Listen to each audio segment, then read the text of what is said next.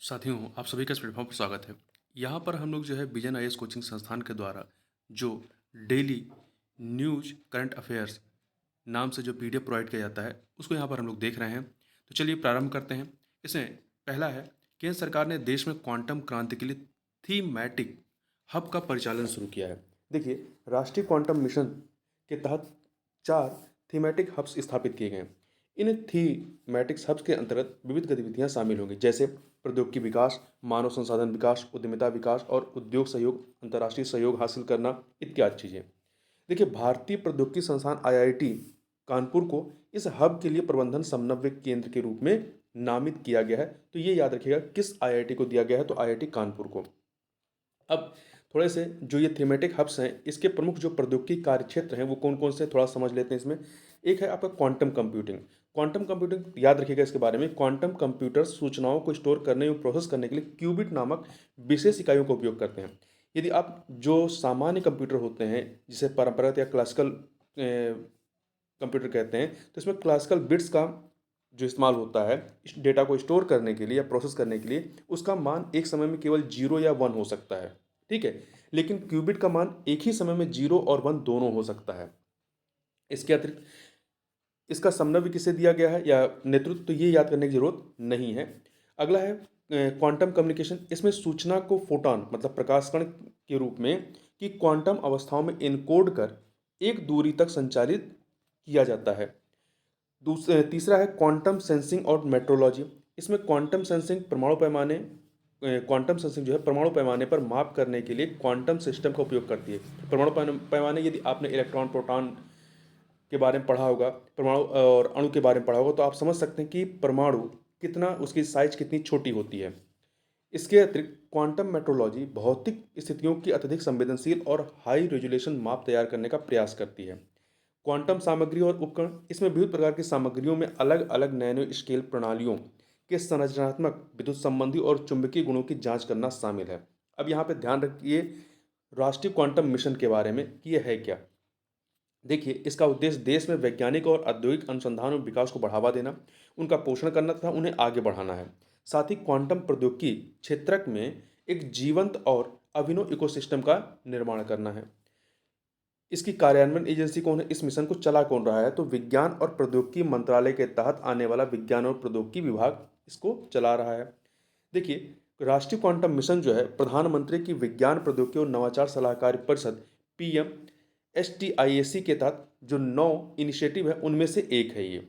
इस मिशन की अवधि कितनी है, 2023 से 2031। ये अवधि याद रखिएगा, 2023 से 2031 तक। देखिए, इसका लक्ष्य क्या है, मध्यम स्तर के क्वांटम कंप्यूटर, उपग्रह आधारित सुरक्षित क्वांटम संचार आदि का विकास करना। अब अगला है, एक रिपोर्ट आई है वर्ल्ड ऑफ डेप्थ रिपोर्ट 2024। इसे जारी किया गया है किसके द्वारा, यूएन ट्रेड एंड डेवलपमेंट के द्वारा। यूएन ट्रेड एंड डेवलपमेंट ने वर्ल्ड ऑफ डेप्थ रिपोर्ट 2024 जारी किया है। इसमें सार्वजनिक ऋण सार्वजनिक ऋण के बारे में बात की गई है। देखिए, सार्वजनिक ऋण जो है महत्वपूर्ण व्ययों को वित्त पोषित करके विकास को गति दे सकता है। लेकिन अत्यधिक ऋण जो होता है, अत्यधिक ऋण वृद्धि, यदि आपका ऋण बहुत अधिक बढ़ रहा है तो अत्यधिक ऋण वृद्धि विशेष रूप से विकासशील देश जैसे भारत जैसे देशों के लिए चुनौतियां पैदा करती है। थोड़ा सा पहले हम लोग सार्वजनिक ऋण क्या है उसको थोड़ा समझ लेते हैं। देखिए, सार्वजनिक ऋण क्या है। सार्वजनिक ऋण यानी संप्रभु ऋण किसी सरकार द्वारा कुल वित्तीय देनदारियां होती हैं। इसे घरेलू या बाह्य स्रोतों से लिया जाता है। मतलब कि सरकार का खर्चा मान लीजिए 2 रुपए का है, परंतु उसके पास जो राजस्व है, रेवेन्यू है, वो केवल 1.5 रुपये है, तो 50 पैसे क्या करेगा, वो उधार लेगा। तो वो उधार जो है वो घरेलू संस्थान है, जो बैंकिंग सेक्टर है, वहाँ से ले सकता है, या वह स्रोत जो विदेशी अंतर्राष्ट्रीय संस्थान है जैसे IMF हो गया, वर्ल्ड बैंक हो गया, या अन्य तरीके से ये उधार या ऋण लेते हैं। तो यही कहा गया, इसे घरेलू या बाह्य स्रोतों से लिया जाता है। ऐसे ऋण सरकार अपने उन व्ययों को पूरा करने के लिए लेती है जो सरकार के राजस्व से अधिक हो जाते हैं। वर्तमान में यदि देखें, भारत के सार्वजनिक ऋण का अवलोकन यदि करें तो 2 रूप में है। एक बाह्य ऋण के रूप में, दूसरा जो आंतरिक रूप से घरेलू ऋण लिए गए हैं। तो जीडीपी के संदर्भ में बात करें तो जीडीपी की तुलना में जो बाह्य ऋण है भारत का वो 18.6% है। वहीं जो घरेलू ऋण है, जीडीपी की तुलना में सामान्य सार्वजनिक ऋण जो है वो 81% है, 81%। देखिए एफआरबीएम जो अधिनियम है उसमें उसमें कहा गया कि जीडीपी की तुलना में जो ये घरेलू ऋण होना चाहिए ये 60% तक से ऊपर नहीं जाना चाहिए। मतलब 60 से ऊपर जा रहा है तो मतलब एक तरीके से ये क्या है, नुकसानदायक है, ये खतरे की घंटी है। ठीक, अब आगे आते हैं यहाँ पर। देखिए यूएन ट्रेड एंड डेवलपमेंट की इस रिपोर्ट में बढ़ते ऋण जोखिमों की चेतावनी दी गई है तथा स्थिरता सुनिश्चित करने के लिए तत्काल वैश्विक कार्रवाई का आग्रह किया गया है। थोड़े से कुछ बिंदुओं को देखें तो वैश्विक ऋण वृद्धि जो कितनी है, 2023 में सार्वजनिक ऋण 97 ट्रिलियन डॉलर तक पहुंच गया है। इसके अलावा विकासशील देश, जो विकासशील देश हैं जैसे भारत जैसे देश, तो विकासशील देशों का ऋण विकसित देश जैसे अमेरिका विकसित देश है, तो विकसित देशों की तुलना में जो है दुगनी तेजी से बढ़ रहा है। तो ये लाइन याद रखिएगा, कई बार दो कथन दे करके प्रश्न पूछ लेता है कि क्या ये कथन सही है या गलत है। ठीक है, तो याद रखिएगा इस रिपोर्ट के अनुसार विकासशील देशों का ऋण जो है विकसित देशों की तुलना में दोगुनी तेजी से बढ़ रहा है। भारत का सार्वजनिक ऋण जो है वो 2.9 ट्रिलियन अमेरिकी डॉलर तक पहुंच गया है। ऋण भुगतान पर अधिक व्यय, देखिए 54 विकासशील देश ऐसे हैं जो अपने सामाजिक क्षेत्र की तुलना में ब्याज भुगतान पर अधिक धन व्यय कर रहे हैं। मतलब जो अपने सोशल सिक्योरिटी वाले या सोशल सेक्टर संबंधित जो उनके कार्यक्रम हैं उस पर खर्च करने से अधिक उन्हें अपने जो उन्होंने कर्ज लिए हैं उस पर जो इंटरेस्ट ब्याज लग रहा है वो चुकाने में उन्हें ज़्यादा पैसा खर्च करना पड़ रहा है। ऐसे 54 विकासशील देश हैं।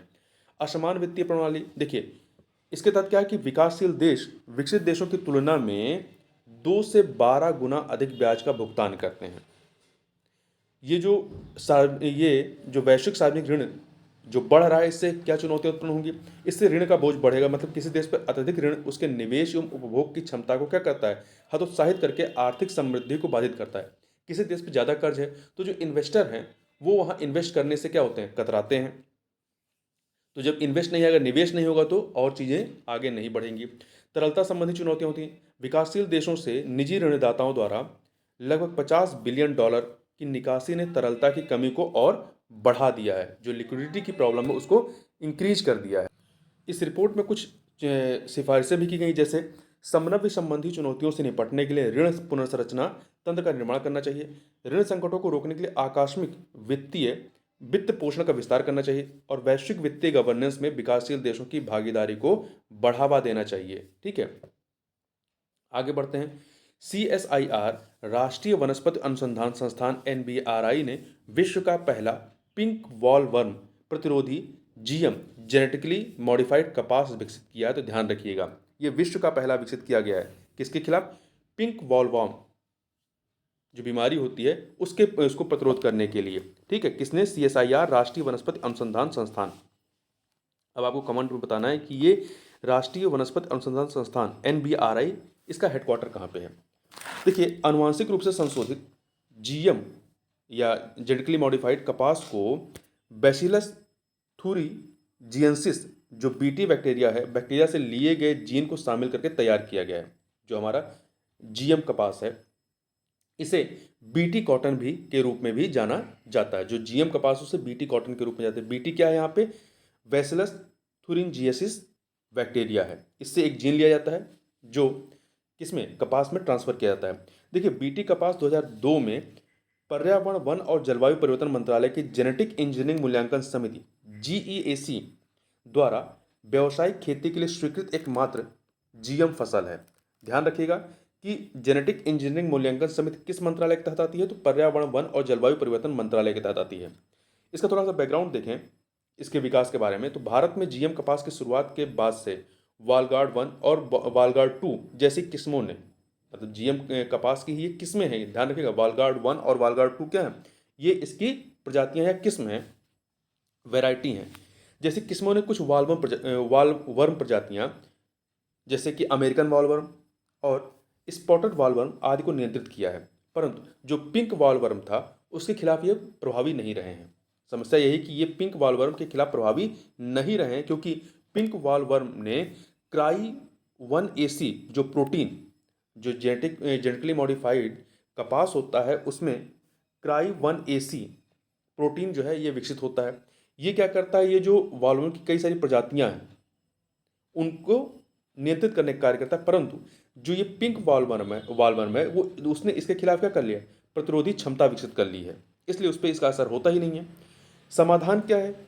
इस समस्या के समाधान के लिए CSIR NBRI ने एक नए कीटनाशक जीन से युक्त कपास की एक नई किस्म विकसित की है। यह बालगार्ड 2 की तुलना में पिंक वॉलवर्म के खिलाफ बेहतर प्रतिरोध प्रदर्शित करती है। यह अन्य कीटों जैसे कि कॉटन लीफ वर्म और फॉल आर्मी वर्म से भी संरक्षण प्रदान करती है। पिंक वॉलवर्म और इसके हानिकारक प्रभाव के बारे में यदि बात करें तो देखिए, जो पिंक वॉलवर्म है ये प्रमुख कपास कीट है जो कि कई चरणों से गुजरता है। इसका जो विकास होता है, पहले अंडा होता है, लार्वा, प्यूपा और वयस्क होता है। इसमें से इन चारों अवस्थाओं में से जो लार्वा वाला जो अवस्था है ये फसल को सबसे अधिक नुकसान पहुंचाता है। ये क्या करते हैं, कपास कॉटन बॉल्स को खाते हैं जिससे बीज और रेशे नष्ट हो जाते हैं। इससे प्रभावित जो राज्य हैं वो कौन कौन से? गुजरात, मध्य प्रदेश, महाराष्ट्र, कर्नाटक, आंध्र प्रदेश, तेलंगाना, इस राज्यों में उपज में 30% तक की हानि हुई है इसकी वजह से, पिंक वॉलवर्म की वजह से। अब थोड़ा सा जो बीटी कॉटन या GM कपास है इसके बारे में थोड़ा बात करें, काम कैसे करता है। देखिए, बीटी कॉटन को आनुवांशिक रूप से संशोधित किया गया है ताकि यह बैसिलस थुरिंजिएसिस बैक्टीरिया से विषाक्त पदार्थ उत्पन्न करे। यह विषाक्त पदार्थ क्या करता है, वॉलवर्म कीटों के लिए हानिकारक होता है, लेकिन मानव या लाभकारी कीटों के लिए हानिकारक नहीं होता है। इस जीन का इससे बैसिलस थुरिंजिएसिस से बैक्टीरिया से जीन लेकर के कपास में प्रवेश किया जाता है। तो वैज्ञानिक बैसिलस थुरिंजिएसिस बैक्टीरिया से लिए गए जीन को कपास के पौधे के DNA में प्रवेश कराते हैं, जिससे कपास का पौधा क्राई प्रोटीन उत्पन्न करता है। यही क्या होता है, जो वॉलवर्म कीट होते हैं उनके खिलाफ प्रतिरोध उत्पन्न करता है, उनको नियंत्रित करता है, उनको खत्म करता है। इससे क्या होता है कि विषाक्त पदार्थों का उत्पादन होता है। जब वॉलवर्म के लार्वा कपास के पौधे को खाते हैं तो उनके शरीर में क्राई प्रोटीन भी प्रवेश कर जाता है। यह प्रोटीन वॉलवर्म के लार्वा के पाचन तंत्र में विषैला हो जाता है और यह उनकी आंत को नुकसान पहुंचाता है और अंततः वे मर जाते हैं। पेस्ट कंट्रोल का कार्य करता है। देखिए, क्राई प्रोटीन विशेष रूप से वॉलवर्म जैसे कीटों को निशाना बनाता है जो कई रासायनिक कीटनाशकों के प्रति प्रतिरोधी हो जाते हैं। मतलब उन पे कई सारे जो रासायनिक कीटनाशक होते हैं उसका असर नहीं होता है, उन ऐसे कीटों को भी ये क्या करता है, नष्ट करता है। इस कारण से रासायनिक कीटनाशक के छिड़काव की जरूरत कम हो जाती है और कीटनाशकों का उपयोग भी घटता है। बीटी कॉटन किसानों को कीटनाशकों का उपयोग घटाने में मदद करता है और बॉलवर्म कीटों को प्रभावी तरीके से नियंत्रित भी करता है। अब आगे बात करते हैं, केरल हाईकोर्ट ने सिनेमा में हिंसा के महिमा मंडन के साथ अव्यक्त की सुनता को संतुलित किया है। देखिए, हाईकोर्ट ने यह टिप्पणी women in A cinema collective बनाम केरल राज्य और अन्य वाद से जुड़ी याचिकाओं की सुनवाई के दौरान की है। ये याचिकाएं के हेमा समिति की रिपोर्ट से जुड़ी हुई हैं। अब के हेमा समिति क्या है, इसको थोड़ा देख लेते हैं। दरअसल इस समिति का गठन हाईकोर्ट की सेवानिवृत्त न्यायाधीश के हेमा की अध्यक्षता में किया गया था। इस समिति का कार्य मलयालम फिल्म उद्योग, जो केरल का फिल्म इंडस्ट्री है, मलयालम फिल्म उद्योग में यौन उत्पीड़न और लैंगिक असमानता की जांच पड़ताल करना था। विवाद क्या है जिस पे चर्चा की गई, सेंसरशिप के माध्यम से सिनेमा में हिंसा को विनियमित करना बनाम अव्यक्त की सुनता की रक्षा करना। मतलब जो हिंसा दिखाई जाती है उसको रेगुलेट करने की आवश्यकता है, या जो डायरेक्टर की जो अव्यक्त सुनता है कि वो क्या दिखाना चाहता है उसे उसकी रक्षा करनी चाहिए, उसकी स्वतंत्रता की। ठीक है, इसी पे डिबेट रहा। देखिए, सिनेमा में हिंसा को विनियमित करने के पक्ष में तर्क जो दिए जाते हैं कि इसको रेगुलेट करना या इसे सेंसरशिप करना आवश्यक है। देखिए, अत्यधिक हिंसा समाज पर बुरा असर डाल सकती है तथा हानिकारक व्यवहार को सामान्य बनाकर समाज को प्रभावित कर सकती है। कई सारे ऐसे घटनाक्रम हमने देखे हैं जिसमें यह आता है कि जो एंगेस्टर होते हैं या अन्य लोग जो होते हैं वो किसी मूवी इत्यादि को देख करके उससे प्रभावित होकर के ही उस तरह के घटनाक्रम को अंजाम देते हैं। जैसे चोरी हो गया, बलात्कार हो गया, किसी का मर्डर हो गया, इस तरह की घटनाओं में आपने ऐसा देखा होगा। फिल्मों में हिंसा का महिमामंडन दर्शकों, खासकर युवाओं पर नकारात्मक मानसिक प्रभाव डाल सकता है।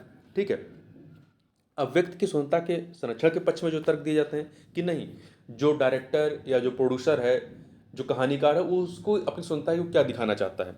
देखिए, इनका तर्क ये है कि सिनेमा समाज की वास्तविकताओं को ही प्रदर्शित करती है, जिसमें हिंसा भी एक सच्चाई है। मतलब समाज में हिंसा होती है तो वहाँ पे भी हिंसा दिखाई जा रही है, अतः इसे प्रतिबंधित नहीं किया जाना चाहिए। दूसरी बात, अव्यक्त की स्वतंत्रता फिल्म निर्माताओं को अपने विचार स्वतंत्र रूप से प्रस्तुत करने की अनुमति प्रदान करती है, भले ही उसमें हिंसा का तत्व शामिल हो।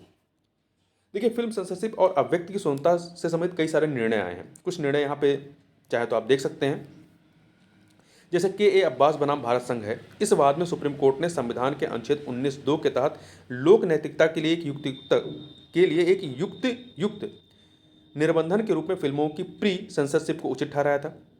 एस रंगराजन बनाम पी जगजीवन राम वाद में सुप्रीम कोर्ट ने अव्यक्त की स्वतंत्रता को लोकहित के साथ संतुलित करने का प्रयास किया था तथा केवल वैध कारणों से ही सेंसरशिप को अनुमति प्रदान की थी। रमेश बनाम भारत संघवाद, इस वाद में सुप्रीम कोर्ट ने राजनीतिक विरोध या जनभावना के आधार पर डॉक्यूमेंट्री फिल्मों पर सेंसरशिप लगाने की को खारिज किया था। और FA पिक्चर इंटरनेशनल बनाम central board of film certification वाद, इसमें बॉम्बे हाई कोर्ट ने फिल्म निर्माताओं के संवैधानिक अधिकारों की पुष्टि करते हुए अनावश्यक सेंसरशिप को गलत बताया था। अब थोड़ा सा बात कर लेते हैं फिल्मों में बेवजह दिखाई जाने वाली हिंसा के दुष्प्रभाव क्या हो सकते हैं। जैसे पहली चीज, ये आप कहीं पे निबंध इत्यादि में इस्तेमाल कर सकते हैं, टॉक्सिक मस्कुलिनिटी की को बढ़ावा देना, मतलब जैसे मसल पावर को बढ़ावा देना। जैसे कबीर सिंह और एनिमल जैसी फिल्में पुरुष प्रधानता एवं हिंसा को पुरुषों की शक्ति के प्रतीक के रूप में प्रदर्शित करती हैं। मतलब पुरुष है तो वो हिंसा करेगा ही करेगा, इसे जनरलाइज वे में लेती हैं, उसके अधिकार के रूप में दिखाती हैं।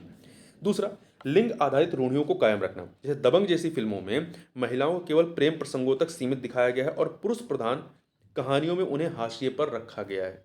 मतलब महिला का काम केवल घर तक, घरेलू स्थिति तक या प्रेम प्रसंग तक ही है, उसे कोई मतलब जिस प्रकार से पुरुष को दिखाया जाता है उस प्रकार से नहीं दिखाया जाता है, तो इसको बढ़ावा देती है। जैसे कि यदि उस पर उसके साथ कुछ अत्याचार हो रहा तो उसे बचाने का कार्य केवल पुरुष का ही है, महिला उसके खिलाफ आवाज़ नहीं उठा सकती है, महिला खुद नहीं लड़ सकती है। अपरिपक्व लोगों पर प्रभाव, गैंग्स ऑफ वासेपुर और पुष्पा जैसी फिल्में हिंसक जीवन शैली को महिमा मंडित कर आक्रामकता को सख्त के रूप में दिखाती हैं। सामाजिक सद्भाव को नुकसान, KGF जैसी फिल्में क्रूर हिंसा को महिमा मंडित कर इसे लक्ष्य प्राप्ति का एक स्वीकार्य तरीका बनाती हैं। अब बात कर लेते हैं, अभी हाल ही में नासा की चार अंतरिक्ष यात्री वहाँ से आए, परंतु उसमें से दो जो थे, सुनीता विलियम्स और आपके बुज बिलमोर, वो दोनों 9 महीने से वहाँ पे थे, तो 286 दिनों तक अंतरिक्ष में रहने के बाद पृथ्वी पर वापस लौटे हैं। ये अंतरिक्ष यात्री बोइंग के CST-100 स्टार लाइनर से अंतर्राष्ट्रीय अंतरिक्ष स्टेशन ISS पर गए थे। कब गए थे? 5 जून 2024 को गए थे। और अब लौटे हैं, कब लौटे हैं? 9 महीने बाद 19 मार्च 2024 को लौटे हैं SpaceX के यान से। ठीक है, तो दोनों नाम याद रखिएगा। वैसे तो लौटे 4 लोग हैं, परंतु उनमें से 2 अभी हाल ही में गए थे, और ये जो 2 लोग हैं सुनीता विलियम्स और बिलमोर, ये पिछले 9 महीने से वहाँ पे थे। इन दोनों के साथ जो 2 लोग और आए हैं, वो उनमें से एक है निक हेग और दूसरे हैं रूस के अलेक्जेंडर गोरबुनोव हैं। ठीक है, देखिए जब ये लोग गए थे तो ये गए थे दोनों लोग, सुनीता विलियम्स और आपके बुज बिलमोर, 1 हफ्ते के लिए। तो स्टार लाइनर में जिस यान से गए थे में हीलियम गैस के लीक होने और एक खराब थ्रस्ट की समस्या के चलते यह अंतरिक्ष यात्रियों के लिए सुरक्षित नहीं रह गया था, और थ्रस्टर प्रणाली पृथ्वी के वायुमंडल में पुनः प्रवेश के दौरान अंतरिक्ष जो ये आपके थ्रस्टर प्रणाली जो गड़बड़ हुआ था, ये करता क्या है, ये पृथ्वी के वायुमंडल में पुनः प्रवेश के दौरान अंतरिक्ष यान की दिशा और नियंत्रण में मदद करती है। ठीक है, यहाँ पे एक महत्वपूर्ण फैक्ट याद रखिएगा, सोवियत अंतरिक्ष यात्री वालेरी पोल्याको, इनका नाम याद रखिएगा, वालेरी पोल्याको के नाम अंतरिक्ष में एक ही बार में सबसे लंबा समय बिताने का रिकॉर्ड दर्ज किया गया है। उन्होंने मीर स्पेस स्टेशन पर 438 दिन बिताए थे। तो सबसे अधिक समय तक कौन रहा है, तो ये नाम याद रखिएगा, सोवियत अंतरिक्ष यात्री वालेरी पोल्याको हैं। ठीक है, देखिए थोड़ा सा और कुछ फैक्ट याद रखिएगा, जैसे सुनीता विलियम्स अंतरिक्ष में सबसे ज़्यादा चहलकदमी करने वाली पहली महिला अंतरिक्ष मतलब सबसे अधिक समय तक रहने वाली महिला अंतरिक्ष यात्री हैं। ठीक है, भारतीय मूल की सुनीता विलियमसन की यह तीसरी अंतरिक्ष उड़ान थी और उन्होंने अंतरिक्ष में कुल 608 दिन बिताए, तीनों बार जाकर के कुल 608 दिन बिताए हैं उन्होंने। अब यहाँ ये भी जानिए कि लंबे समय तक अंतरिक्ष में रहने से मतलब जो अवसर होता है उसके प्लस पॉइंट क्या हैं, तो देखिए इससे चिकित्सा अनुसंधान में सहायता मिलती है। यह मानव शरीर पर लंबे समय तक अंतरिक्ष में रहने के प्रभावों का अध्ययन करने का दुर्लभ अवसर प्रदान करता है। इसके अतिरिक्त इससे यह आकलन करने में सहायता मिलती है कि जीवन सहायक प्रणालियाँ, अंतरिक्षयान और अंतरिक्षयान पर लगे उपकरण निर्धारित मिशन अवधि के बाद कैसा प्रदर्शन करते हैं। इसके अतिरिक्त यह भविष्य में मंगल और चंद्रमा पर मिशन भेजने की योजना बनाने के लिए मूल्यवान डेटा प्रदान करता है, क्योंकि ऐसे मिशन यदि मंगल पर किसी को भेजना होगा तो उसे बहुत लंबे समय तक, ऐसे अंतरिक्ष यात्रियों को बहुत लंबे समय तक क्या होगा, अंतरिक्ष में रहना पड़ेगा। इसकी स्वास्थ्य संबंधी चुनौतियां भी कई सारी, जैसे अंतरिक्ष विकिरण से चुनौतियां, खगोलीय और सौर विकिरणों के संपर्क में आने से कैंसर एवं अन्य विकिरण जनित बीमारियों का खतरा बढ़ जाता है। गुरुत्वाकर्षण के क्षेत्र के संबंध में माइक्रोग्रेविटी, अंतरिक्ष में चूंकि गुरुत्वाकर्षण बल क्या होता है, बहुत कम होता है, से मांसपेशियों के अट्रॉफी और हड्डी के घनत्व में कमी आ सकती है। साथ ही पृथ्वी पर आने के बाद शारीरिक संतुलन एवं स्tamina भी प्रभावित हो सकता है। देखिए, माइक्रोग्रेविटी मतलब कम गुरुत्वाकर्षण में हड्डियों की क्षमता में प्रति माह 1% से लेकर के 1.5% तक का नुकसान हो सकता है। इसके अतिरिक्त अकेलापन और मानसिक दबाव होता है। पृथ्वी से दूर सीमित स्थानों में रहने के मनोवैज्ञानिक प्रभाव मानसिक स्वास्थ्य और टीम के तालमेल को प्रभावित कर सकते हैं, क्योंकि देखिए वहाँ छोटे से स्पेस में रहना होता है, आप वो चीज़ें नहीं कर सकते जो पृथ्वी पर कर सकते हैं। ठीक है, वो चीज़ें खा नहीं सकते जो आप पृथ्वी पर खा सकते हैं, तो आपके मूवमेंट वगैरह क्या होते हैं, सीमित होते हैं। तो ऐसे चीज़ों के साथ आपको बहुत लंबे समय तक वहाँ रहना एक प्रकार से अकेलापन और मानसिक दबाव जो है ये सृजित करता है। अब थोड़ा सा बात कर लेते हैं अंतर्राष्ट्रीय अंतरिक्ष स्टेशन के बारे में। यह एक रहने योग्य कृत्रिम उपग्रह है, ठीक है, आर्टिफिशियल सेटेलाइट है, जो निम्न भूकक्षा जो कि 370 से 460 किलोमीटर की ऊंचाई पर है, यहाँ पर ये स्थित है। इसके जो साझेदार देश हैं जिन्होंने मिलकर बनाया है, इसमें है यूरोपीय देश। इसमें यूरोपीय देशों में यूरोपीय अंतरिक्ष एजेंसी द्वारा इसका प्रतिनिधित्व किया जाता है। संयुक्त राज्य अमेरिका का जो नासा है, national aeronautics and space administration, वो है। जापान का जापान एरोस्पेस अपने एक्सप्लोरेशन एजेंसी, और कनाडा का कनाडाई स्पेस एजेंसी, और रूस का रोस्कोसमोस है। तो ये इसमें शामिल हैं। इसका उद्देश्य क्या है? वैज्ञानिक अनुसंधान, प्रौद्योगिकी परीक्षण, गहन अंतरिक्ष में अन्वेषण की तैयारी करना इत्यादि। अब बात कर लेते हैं अगला, भारत का पहला पीपीपी मतलब सार्वजनिक निजी भागीदारी आधारित हरित अपशिष्ट प्रसंस्करण संयंत्र जो है वो इंदौर में शुरू होगा। पहला है, महत्वपूर्ण है ये, ठीक है। ये स्वच्छ भारत मिशन के तहत स्थापित किया गया है। इसका उद्देश्य हरित अपशिष्ट की बात हो रही है, हरित अपशिष्ट को मूल्यांकन व पर्यावरण अनुकूलन संसाधनों में परिवर्तित करके अपशिष्ट प्रबंधन के क्षेत्र में क्रांतिकारी बदलाव लाना है।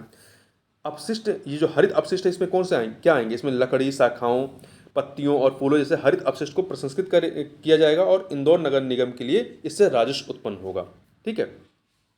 तो इतनी चीज़ें याद रखिएगा। इससे इसकी संचालन की जिम्मेदारी, इसकी स्थापना, संचालन और रखरखाव की जिम्मेदारी जो है एक निजी company astronomical industries private limited के द्वारा की जाएगी। अब थोड़ा सा भारत में हरित अपशिष्ट प्रसंस्करण के लिए जो इनिशिएटिव लिए गए उनकी बात कर लेते हैं। तो जैसे एक है ठोस अपशिष्ट प्रबंधन नियम 2016। ये क्या है? जैव निम्नीकरणीय अपशिष्ट को यथासंभव परिसर के भीतर, मतलब जहाँ पे वो उत्पन्न हो रहे हैं वहीं पर प्रोसेस, ट्रीटमेंट और कंपोस्ट या बायोमिथिनेशन के माध्यम से निपटाया जाएगा। राष्ट्रीय जैव ऊर्जा कार्यक्रम यह देश में जैव ऊर्जा परियोजनाओं की स्थापना में सहायता करता है। वेस्ट टू हेल्थ मिशन ये प्रधानमंत्री की विज्ञान प्रौद्योगिकी एवं नवाचार सलाहकार परिषद PMSTIAC के तहत इस पहल का उद्देश्य, जो इसके तहत 9 पहल हैं उसमें से ये भी एक पहल है, का उद्देश्य भारत में अपशिष्ट प्रबंधन प्रणाली को मजबूत करना है। देखिए, स्वच्छ भारत मिशन के बारे में बात करें तो इसके 2 घटक हैं, एक ग्रामीण स्वच्छ भारत मिशन ग्रामीण और दूसरा स्वच्छ भारत मिशन शहरी। देखिए, दोनों के उद्देश्य लगभग सेम है, परंतु दोनों को अलग अलग मंत्रालय चलाते हैं, तो मंत्रालयों के नाम याद रखिएगा।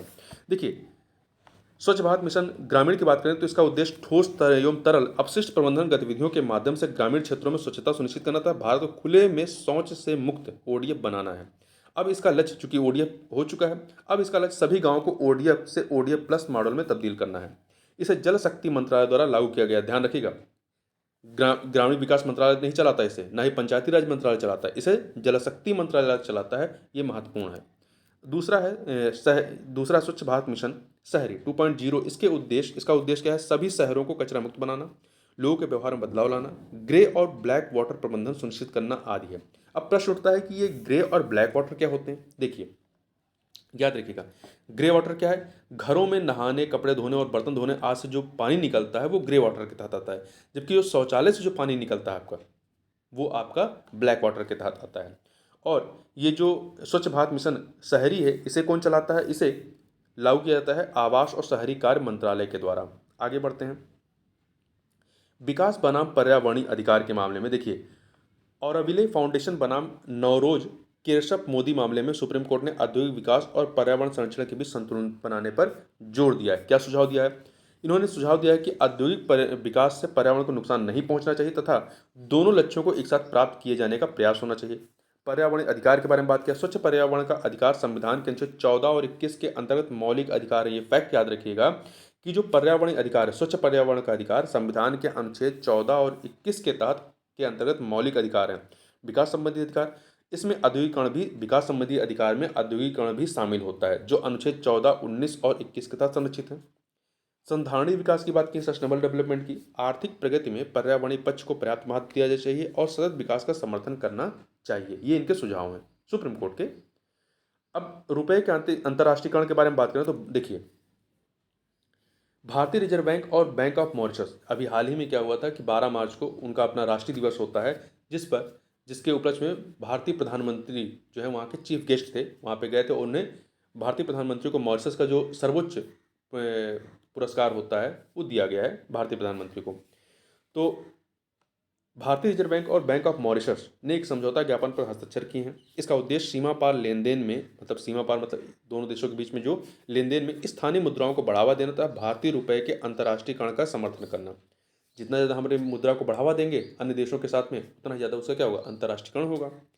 रुपए के अंतर्राष्ट्रीयकरण के बारे में बात करें तो इसकी अवधारणा क्या है, इसका तात्पर्य, इसका मतलब क्या है अंतर्राष्ट्रीयकरण का। इसका तात्पर्य व्यापार, निवेश और विदेशी मुद्रा भंडार में भारतीय रुपए की वैश्विक स्वीकृति को बढ़ाना तथा अमेरिकी डॉलर जैसे विदेशी मुद्राओं पर निर्भरता को कम करना है।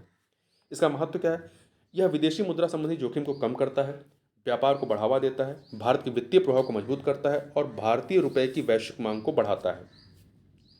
रुपये के अंतर्राष्ट्रीयकरण को बढ़ावा देने के लिए जो कदम उठाए गए, इसमें जापान, श्रीलंका, भूटान आदि देशों के साथ द्विपक्षीय करेंसी स्वैप समझौते किए गए। मतलब हम लोग जब व्यापार करेंगे तो आपसी जो मुद्रा है उसी में करेंगे।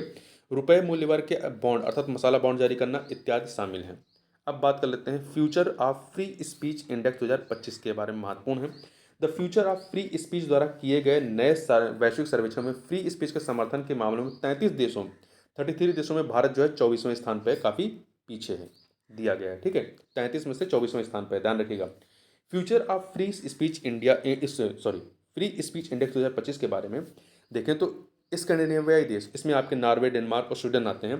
तो स्कैंडिनेवियाई देश तथा दो निम्न लोकतांत्रिक देश, मतलब जहाँ लोकतंत्र कम है, जैसे हंगरी और वेनेजुला, अभिव्यक्ति की स्वतंत्रता, फ्री स्पीच के समर्थन में सबसे उच्चतम स्तर पर हैं ये पांचों देश। ठीक है, कुछ देशों में फ्री स्पीच के समर्थन में गिरावट आई, जैसे जापान, इजराइल, संयुक्त राज्य अमेरिका जैसे देशों में 2021 के बाद से फ्री स्पीच के समर्थन में काफ़ी गिरावट आई है। पारंपरिक मीडिया, सोशल मीडिया और AI आर्टिफिशियल इंटेलिजेंस कंटेंट जो है जनमत को आकार देने में महत्वपूर्ण भूमिका निभाते हैं, जिससे फ्री स्पीच को लेकर चिंताएं बढ़ी हैं। अब कंब रामायण के बारे में बात करें, कंब रामायण या रामावतारम। देखिए, संस्कृत मंत्रालय ने कंब रामायण को पुनर्जीवित करने का निर्णय लिया है। कंब रामायण या रामावतारम के बारे में बात करें, इसके रचनाकार कौन रहे, महान कवि, तमिल कवि कंबन ने तमिल भाषा में इसकी रचना की। रामायण का यह संस्करण कब इसको रचित किया गया था, या इसकी रचना कब हुई थी, 12वीं से 13वीं शताब्दी ईस्वी में इसे कंबन के द्वारा लिखा गया। यह वाल्मीकि रामायण का एक समृद्ध तमिल संस्करण है। कंबन के बारे में बात करें, कवि कंबन के बारे में, तो इनका जन्म चोल साम्राज्य के तंजावुर नगर में हुआ था। 12वीं-13वीं शताब्दी के ये रचनाकार रहे हैं। कंबन तमिल साहित्य की तीसरी महान धारा संबंधित है। यह धारा संगम काल और भक्ति साहित्य में अलवार और नैनार संत आते हैं, तो भक्ति साहित्य के बाद अस्तित्व में आती है। अब आगे बात कर लेते हैं national innovation challenge for drone application and research, NIDAR के बारे में। देखिए, इलेक्ट्रॉनिक्स और सूचना प्रौद्योगिकी मंत्रालय ने ड्रोन फेडरेशन इंडिया DFI के सहयोग से श्वान पहल के तहत NIDAR का शुभारंभ किया है। मतलब national innovation challenge for drone application and research का शुभारंभ किया है। किसने, इलेक्ट्रॉनिक्स और सूचना प्रौद्योगिकी मंत्रालय ने ड्रोन फेडरेशन इंडिया के सहयोग से। श्वान पहल, तो ध्यान रखिए श्वान पहल क्या है। तो NIDAR या national innovation challenge for drone application and research का लक्ष्य भारत के छात्र और अनुसंधान समुदायों को सहयोगात्मक स्वायत्त ड्रोन विकसित करने के लिए प्रेरित करना तथा उन्हें शामिल करना है। इसके माध्यम से आपदा प्रबंधन और परिशुद्ध कृषि के क्षेत्र में वास्तविक विश्व की चुनौतियों का समाधान खोजा जाएगा। थोड़ा सा स्वान के बारे में बात करें, जो स्वान पहल है इनिशिएटिव, इसे 2022 में मेरिट मतलब इलेक्ट्रॉनिक सूचना प्रौद्योगिकी मंत्रालय ने मंजूरी दी थी। इसका उद्देश्य ड्रोन और संबंधित प्रौद्योगिकियों सहित मानव रहित विमान प्रणालियों में मानव संसाधन विकास के लिए क्षमता निर्माण पर ध्यान देना है। अब आगे थोड़ा सा बात कर लेते हैं फायर सैट के बारे में। फायर सैट प्रोजेक्ट का पहला उपग्रह सफलतापूर्वक निम्न भूकक्षा लो अर्थ ऑर्बिट, जो कि 350 से 450 किलोमीटर ऊपर होता है, में स्थापित किया गया है। फायरसेट के बारे में बात करें तो यह project Google research, earth fire alliance, garden and बेटी मूर फाउंडेशन और म्यूआन स्पेस द्वारा विकसित किया जा रहा है। तो ध्यान रखिए किसने इसे विकसित, कौन इसे विकसित कर रहा है। इस प्रोजेक्ट में 50 उपग्रहों का एक समूह होगा जिन्हें निम्न भूकक्षा या लो अर्थ ऑर्बिट में स्थापित किया जाएगा। यह हाई रिजोल्यूशन, उच्च गुणवत्ता वाली तस्वीरें प्रदान करेगा। इससे वनाग्नि, मतलब जो जंगलों में आग लगता है, का पता लगाया जा सकेगा। भले ही आगजनी का आकार एक क्लासरूम जितना ही क्यों ना हो, उसको भी ये, मतलब इसका उसका भी ये फिगर ले लेगा या उसके बारे में भी ये बताएगा। यह हर 20 मिनट में अपडेट देगा और आर्टिफिशियल इंटेलिजेंस की मदद से आग की तीव्रता का भी पता लगाएगा, कितना तेज आग लगा है। वरुण 2025 ये आपका सैन्य अभ्यास है, किसके बीच में, फ्रांस और भारत के बीच द्विपक्षीय नौसैनिक अभ्यास वरुण का 23वां संस्करण आरंभ हो गया है। कहाँ पर आरंभ हुआ है? अरब सागर में आरंभ हुआ। तो ये स्थान याद रखिएगा। यह अभ्यास 2001 से भारत फ्रांस समुद्री सहयोग का हिस्सा रहा है। तो 2001 से ये चल रहा है, 2025 में 23वां है। बेतवा नदी के बारे में बात करें, बेतवा नदी का प्राकृतिक प्रवाह जो है मानव जनित विकास के कारण बाधित हो रहा है। बेतवा नदी के बारे में बात करें तो संस्कृत में इसे बेत्रवती नदी कहा गया है। इसकी भौगोलिक विशेषताओं में यह यमुना की सहायक नदी है।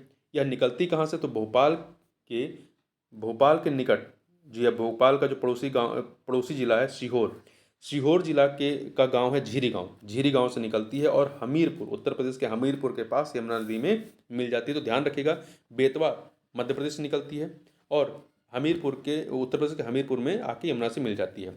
यह मध्य प्रदेश और उत्तर प्रदेश से होकर बहती है। इसका सांस्कृतिक और ऐतिहासिक महत्व की बात करें तो चेदी साम्राज्य की राजधानी जो सुक्तमती रही है वो बेतवा नदी के तट पर थी। महाभारत महाकाव्य में इस नदी का उल्लेख है। बेतवा नदी बोर्ड का गठन 1976 में बेतवा नदी बोर्ड अधिनियम के तहत किया गया था और 2021 में केन बेतवा नदी जोड़ो परियोजना को जो मंजूरी दी गई है उसमें से बेतवा नदी यही बेतवा नदी है, जिसमें केन नदी का पानी जो है बेतवा नदी में छोड़ा जाएगा। अब थोड़ा सा चर्चित सुर्खियों में रहे स्थल के रूप में पेरू के बारे में देख लेते हैं, जिसकी राजधानी लीमा है। देखिए पेरू क्यों चर्चा में रहा है? हिंसा में बढ़ोतरी होने के बाद पेरू ने आपातकाल की घोषणा की तरह राजधानी लीमा में सेना तैनात की है। पेरू की भौगोलिक अवस्थिति को थोड़ा सा देखें तो यहाँ मैप में आप देख सकते हैं, यहाँ पे अटलांटिक ओशियन है, इधर पैसिफिक ओशियन है और ये पूरा जो कॉन्टिनेंट है ये है दक्षिणी अमेरिका, साउथ अमेरिका है।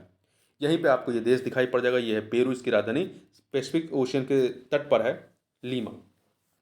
इसके पड़ोसी देशों में देखेंगे तो आपको उत्तर में इक्वाडोर दिखाई पड़ेगा, पूर्व में ब्राज़ील दिखाई पड़ेगा, पूर्व में आपको यहाँ पे ब्राज़ील दिखाई पड़ेगा और दक्षिण में आपको बोलिविया और चिली दिखाई पड़ेगा और उसकी सीमा जो है पैसिफिक ओशियन से लगती है। तो ये अवस्थित देख लीजिए। तो देखिए इधर आपका इक्वाडोर, कोलंबिया, इधर ब्राज़ील और बोलिविया, चिली, ये 5 देश इससे सीमा साझा करते हैं। तो ध्यान रखिएगा, उत्तर में इक्वाडोर, कोलंबिया, पूर्व में ब्राज़ील, दक्षिण में बोलिविया और चिली से इसकी सीमा लगती है। यह दक्षिण अमेरिका के पश्चिमी तट पर अवस्थित देश है। यह देश प्रशांत महासागर को एंडीज पर्वत श्रृंखला है और अमेजन बेसिन से जोड़ता है। यहाँ के जल निकाय के बारे में बात करें तो अमेजन नदी इससे होकर गुजरती है। टिटिकाका झील है, टिटिकाका झील जो है आपका यहीं पे, ये देखिए यहाँ पे टिटिकाका झील है। टिटिकाका झील विश्व की सबसे ऊंची नौगम्य झील है। इसका विस्तार पेरू और बोलिविया की सीमा पर है। ध्यान रखिएगा, कई बार प्रश्न पूछा गया है। वन के बारे में बात करें, फॉरेस्ट के बारे में, तो पेरू का लगभग 60% भाग पर अमेजन वनों का विस्तार है। यहाँ पे आटाकामा मरुस्थल है। आटाकामा मरुस्थल जो है ये चिली, नीचे आप देखेंगे चिली देश है, तो चिली से पेरू के दक्षिणी भाग तक फैला हुआ है आटाकामा मरुस्थल। ये यहाँ पे नाइट्रेट भंडार के लिए प्रसिद्ध है। तो आटाकामा मरुस्थल, यहीं पे नाजका लाइन्स के बारे में सुना होगा। ये मरुस्थल में रहस्यमय भू आकृतियाँ हैं कुछ वहाँ पर बनी हुई हैं। नाजका लाइन्स आपका यहीं पर है। हम्बोल्ट जलधारा जो है ये आपका पेरू के बगल से होकर गुजरती है। ठंडी समुद्री धारा है पैसिफिक ओशियन की, ठीक है। और प्राकृतिक संसाधन के रूप में याद रखिएगा कि पेरू जो है दुनिया के सबसे बड़े चांदी भंडारों में से एक है। तो इस प्रकार से इस वीडियो में बस इतना ही। मिलते हैं नेक्स्ट वीडियो में, तब तक के लिए बहुत बहुत धन्यवाद।